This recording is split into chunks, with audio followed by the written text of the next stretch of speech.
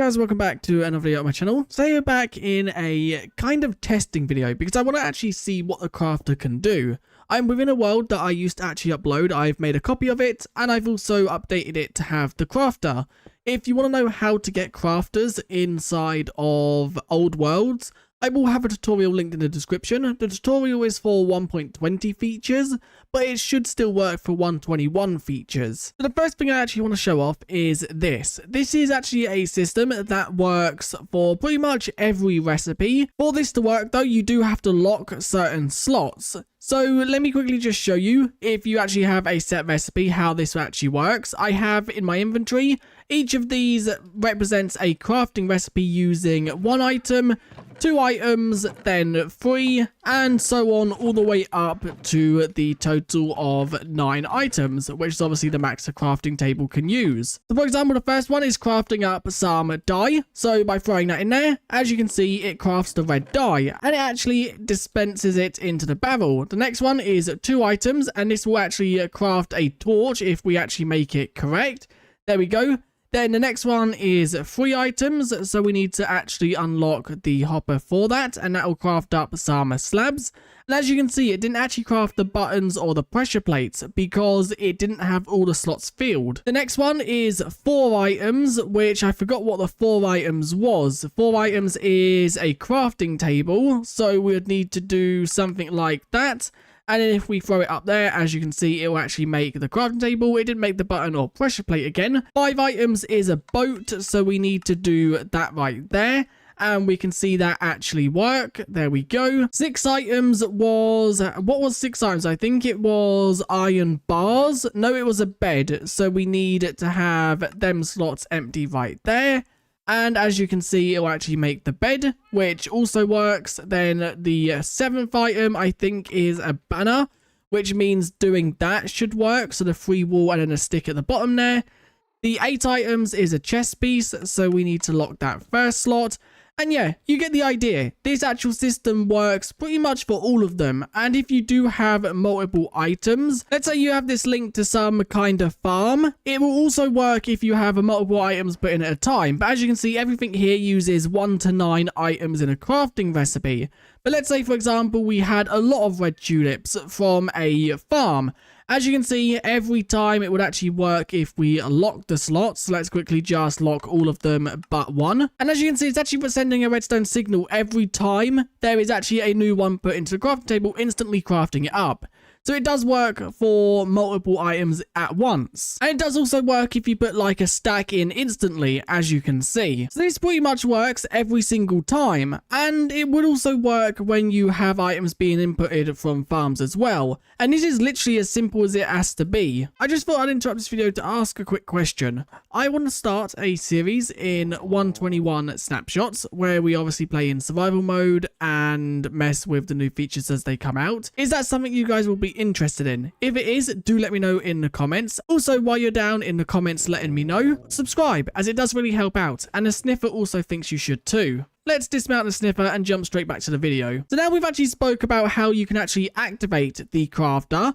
Let's quickly just explain how this works. First of all, the actual book is set to page 6 of 9, which if we quickly just grab a redstone dust and break this comparator, that outputs the signal of 9.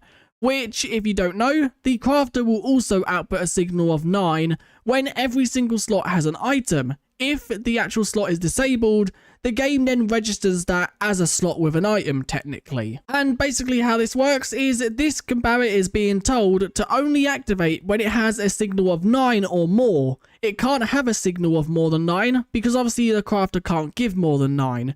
And in that case, it's obviously activating when it has 9, sending a clock around, activating the actual crafter, making the recipe possible. Let's make it a bit more better than that. So we want to make bamboo into blocks of bamboo. This chest is now filled with bamboo. So that is something we'll set up in a second. So we then want the bamboo into bamboo blocks, the bamboo blocks to then go into planks, and then we want the planks to go into a chest.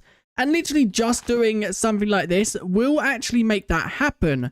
So let's quickly just see. Maybe this one might not actually. We might need to rework this final one. But if I quickly just grab that chest and throw that right there, as you can see, the bamboo is being inputted. As soon as it turns into a block, it goes into this one, which turns it into planks. And then, yes, okay, so we do need to actually change this final one because it's making trapdoors at the moment.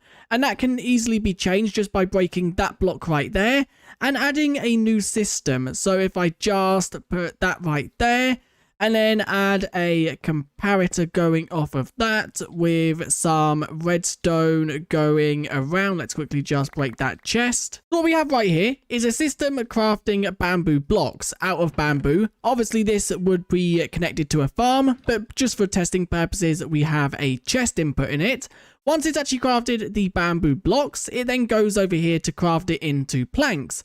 Once it's crafted into planks, it then goes over here to craft it into a chest, which you can see right here. Once it actually puts in the item, because it only gives you 2 planks, it does take a few of them. And then as you can see, it goes right into here with obviously chests crafted. So after deciding that chest crafter over there, I decided to try and work on that a little bit more to make an automatic hopper crafter.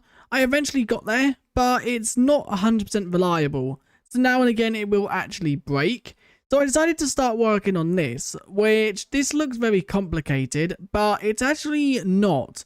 What this right here will be where we connect our wood farm to. A bamboo farm would be connected to this chest right here, which then inputs into here, which crafts bamboo blocks, as you can see. The bamboo blocks are then put up here, which will then craft up bamboo planks, which are then sent over here to craft up some chests. These chests are then sent along this hopper, which will fill up this actual dropper. Now, this right here, these 2 other droppers would be set up to a shulker farm. Shulker farms are now actually possible within Minecraft. If I quickly just fly over here. Oh well, that kind of went boom. This is a shulker farm. If you have never seen a shulker farm before, how it basically works, there is a shulker right here. When this actual trapdoor is flipped, which obviously is when the farm is enabled, it will try to shoot these snow golems, but because it can't, the actual bullet will hit the shulker, having the chance to duplicate it. If it does duplicate, it will spawn on one of these actual mangrove, and when it opens, it'll be sent to the nether. When it's actually sent to the nether, if we quickly just go into the nether, it will actually spawn within this system, which this system, because there is nowhere that it can actually teleport to, these blocks right here should be trapdoors. So there is nowhere for it to actually teleport to. It will teleport to these blocks right here, which then the pistons will push them into here, killing them, dropping the shulker shells. So all you'd need to do is connect this farm up to what I've basically just built. And then you have a unlimited source of shulker boxes that are crafted automatically. So now we've covered that part, I've showed you how this works, and now obviously the shulker farm would be connected to this part. This could be built in the nether, as it doesn't actually use anything that is overworld exclusive, like water, as bamboo farms can also be built with no water required. So you can actually build this in the nether at the output part of the actual system. And then basically how it works is on this timer, which you might want to adjust depending on how quick your farm is, but it should actually make up some shulker boxes. As you can see, it is doing exactly that, and it's actually crafting up the shulker boxes, which you can then send to other farms. If you have your gold farm close in the nether, you can have it send these to your gold farm or your piglin butter farm, which will then load them into shulker loaders. Or you can even just have them stored in bulk chests to then go pick them up whenever you need them without having to then waste time crafting them. And as you can see, it's pretty simple. It didn't actually take that long to throw together, because this system right here is basically what we have here, but just pasted on top of each other a few times, so it obviously crafts multiple items. And then we just have this system right here dispensing 2 shulker shells and a chest. This just dispenses them in the correct order, so it goes shulker, chest, shulker, without actually breaking and putting the chest in the wrong place. So this is just one idea that I've actually come up with, and this is just the start of the actual auto crafter. This can be used for so many things. Another use for the actual crafter is this right here. I threw this together earlier, and basically what it does, it filters out the poppies into this chest or this system and the iron into this system, which then it turns the iron into iron blocks, which this then basically means that you can craft up, or you don't have to keep going to your iron farm to craft up all the iron into iron blocks to then make it so you have more storage. That can now be done automatically, and this system right here basically just turns it into red dye, because that is really the only thing you can do with poppies. You could always send this system to a composter, but if we quickly just wait for a iron golem to come down, the iron will be put in, and as you can see, it's actually crafting up the iron blocks every time this actual crafter fills up.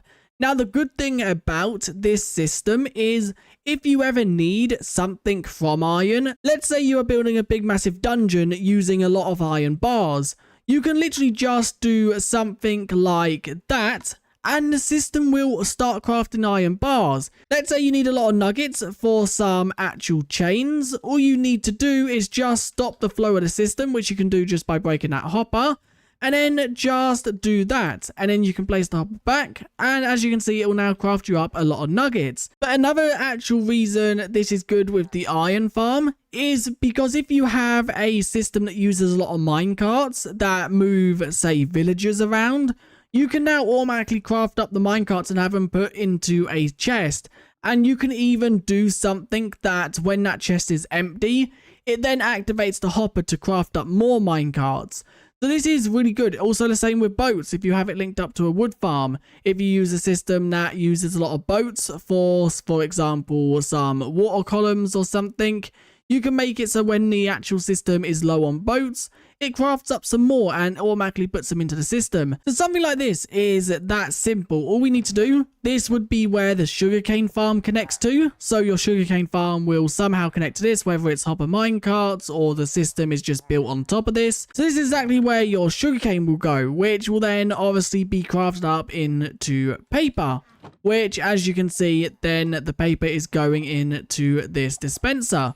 And then your gunpowder farm will be connected to this one right here. So we'd have this going all the way over to there, for example. You'd probably build this in a lot more compacted area. So maybe the sugarcane farm is just below this, so they are together. But this is just an example of obviously how it would work. There we go. Now I've put some gunpowder in there.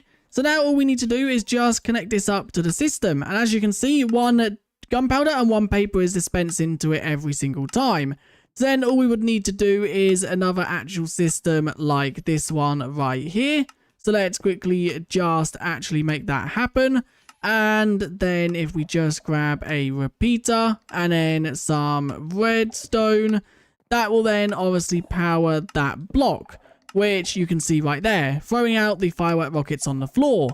But instead of having them shot to the floor or you can have them put into a shulker box, and then you can have that shulker box connected to a shulker box unloader, which when the shulker box fills up, you can have it broken by a piston, placing another shulker box down, and putting that filled one into a chest. So whenever you run out of rockets, you can come pick up a shulker box, put it in your ender chest, and you are then fixed for shulker boxes again. But yeah, as you can see, this is working pretty reliably. The only downside to this is if either one of them runs out of paper or gunpowder, then it could break because the system might fill up with 2 paper, for example. A fix that I can think of is just by throwing a comparator on either one of these. So when one of them is empty or either of them is empty, it will just turn off the system, maybe removing this repeater or something. But this is one thing that I can't wait to do. Anyway, that is where I'm going to end this video. I just wanted to show some contraptions that I've been working on for the last few hours, because ever since this snapshot is released, I have been messing around building to see what I can actually come up with. And I'm really liking this block. It's such a cool block. And the weird thing about it is it feels Minecrafty. I know the word Minecrafty is kind of losing its point now because Minecraft doesn't feel Minecraft anymore. This block doesn't feel like a modded block because of the way it works. It definitely does feel like a Minecraft block.